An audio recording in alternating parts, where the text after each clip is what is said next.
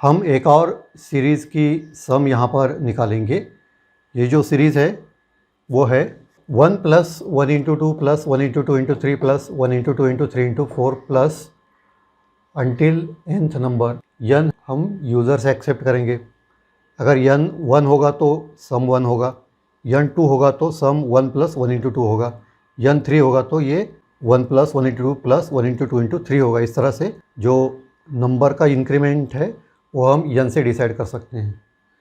तो n की value जो है हम यूज़र से मांगेंगे प्रोग्राम के अंदर। इस सीरीज़ का सम निकालने के लिए जावा के प्रोग्राम के अंदर हमें कुछ वेरिएबल्स की ज़रूरत होगी। इंटीजर i, n, टर्म और सम, ये 4 इंटीजर वेरिएबल्स यहाँ पर मैंने डिक्लेयर किए हैं। इंटीजर i जो है वो फॉर लूप के लिए इस्तेमाल होगा। इंटीजर n है, हाईएस्ट नंबर होगा सीरीज़ का, वो हमको n में मिलेगा। टर्म जो है, यहाँ पे ये जो अलग अलग एलिमेंट्स हैं सीरीज़ के, इनको हम टर्म कह सकते हैं। जैसे 1 एक टर्म है, 1 × 2 एक टर्म है। सीरीज़ का जो सम है वो हम सम नाम के वेरिएबल के अंदर स्टोर करेंगे। इसको भी हम इनिशियलाइज़ करेंगे, सम = 0। तो हमारी जो सीरीज़ है इसकी जो शुरुआत है 1 से होती है, n तक जाती है। तो इंक्रीमेंट के लिए भी हमको 1 से n तक करनी होगी। For i = 1, i > n, i double+, ये हमारी फॉर लूप की कंडीशन है। इसके अंदर टर्म = टर्म × i, ये जो है सबसे सिग्निफिकेंट स्टेटमेंट है इस प्रोग्राम का। अब यहाँ देखें, जब टर्म हमने इनिशियलाइज़ किया टर्म को 1, तो लूप के पहले इटरेशन में i की वैल्यू 1 होगी, तो 1 × 1 विल बी 1। तो टर्म जो है हमको सबसे पहली बार 1 होगा मिलेगा। Next time i will become 2, so this statement will be evaluated as 1 × 2, तो हमको ये टर्म मिलेगी। थर्ड इटरेशन में 1 × 2 जो है वो इसका आंसर भी 2 ही होगा। तो थर्ड इटरेशन में i विल बिकम 3, तो यहाँ पे 2 × 3 आएगा, तो जो हमारी थर्ड टर्म मिलेगी। तो यहाँ पे जो है ये टर्म वेरिएबल है, हमको इस सम के जो अलग अलग टर्म्स हैं वो यहाँ पे हमको ला के देगा। तो ये इसलिए ये सबसे सिग्निफिकेंट। अब उसके बाद में हमको करना क्या है कि इन अलग अलग टर्म को ऐड करना है सम वेरिएबल के अंदर। तो सम = सम + टर्म। तो सम की इनिशियल वैल्यू होगी 0 और टर्म की जो भी वैल्यू इवेल्युएट होगी वो हम सम के अंदर ऐड करेंगे हर एक इटरेशन के अंदर। तो जब भी फॉर लूप के सारे इटरेशंस पूरे होंगे तो हमारा जो final sum of the series है वो हमको सम नाम के वेरिएबल के अंदर मिलेगा, जो फिर हम आगे डिस्प्ले कर सकते हैं। अब हम ब्लूजे का कंपाइलर ओपन करेंगे और उसके अंदर एक नया क्लास बनाएंगे। इसके अंदर इसको मैं नाम दूंगा sum4। तो जो आइकॉन बनेगा उसके ऊपर हम डबल क्लिक करेंगे, तो जो नया पेज ओपन होगा उसके अंदर हमको एक सैम्पल एग्जाम्पल प्रोग्राम दिखाई देगा। उसे हमें डिलीट करना है। सेलेक्ट ऑल करके उसको डिलीट कर दीजिए और फिर उसके बाद इस वीडियो के नीचे कमेंट्स में आपको ये प्रोग्राम मिल जाएगा, वहाँ से सेलेक्ट ऑल करके कॉपी कर लीजिए और उसको अपने कंपाइलर के अंदर पेस्ट कर दीजिए और इसको सेव कर लीजिए। अब हम प्रोग्राम देखते हैं, calculate the sum of the series. Import java.util.star, यहाँ पर हमने जावा के सोर्स फाइल से यूटिलिटी पैकेज इंपोर्ट किया है। पब्लिक क्लास sum4, ये हमारे क्लास का नाम है। Public static void main string arguments. अब हम यूटिलिटी पैकेज से स्कैनर क्लास का इस्तेमाल करेंगे। Scanner ob = new scanner system.in। चूँकि ये एक एग्जीक्यूटेबल स्टेटमेंट है इसलिए इसके बाद में सेमीकोलन आता है। जब हम क्लास का नाम लिखते हैं या ये जो ओपनिंग हम लाइन लिखते हैं पब्लिक स्टैटिक वॉइड मेन, इसके बाद में सेमीकोलन नहीं आता है। जबकि जब इंपोर्ट स्टेटमेंट होता है वहाँ पर भी हम सेमीकोलन का इस्तेमाल करते हैं। हम यहाँ पर ob नाम से स्कैनर क्लास का एक ऑब्जेक्ट क्रिएट करते हैं।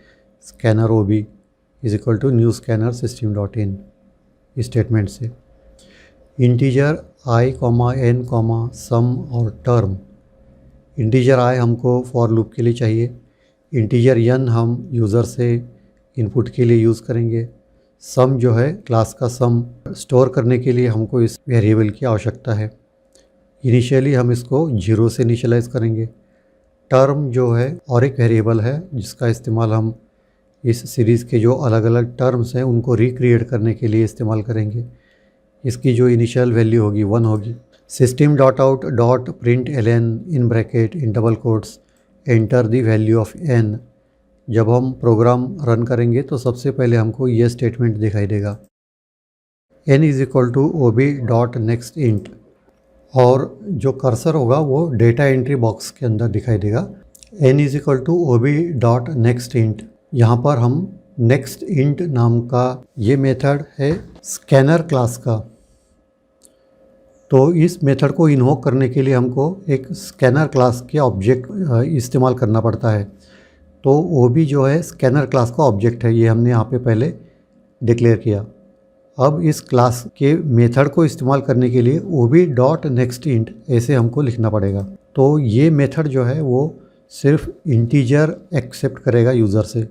इंटीजर के अलावा अगर कोई नंबर हम एंटर करेंगे, जैसे कोई फ्रैक्शनल नंबर वगैरह, तो हमको एरर मैसेज दिखाई देगा। और जो नंबर हम एंटर करेंगे इसके अंदर, जो इंटीजर नंबर एंटर करेंगे, उसको ये n के अंदर स्टोर करेगा। For i is equal to 1, i is less than और equal to n, i double plus, ये हो गई हमारी फॉर की कंडीशन। i की वैल्यू हम 1 से शुरुआत करेंगे और n तक इसको इंक्रीमेंट करते जाएंगे, हर बार 1 से इंक्रीमेंट करेंगे। Term is equal to term plus i, sum is equal to sum plus term, ये दो हमारे एग्जीक्यूटिवल्स हैं। और जब फॉर लूप कंप्लीट होगा तब हमको अपना आंसर मिल जाएगा।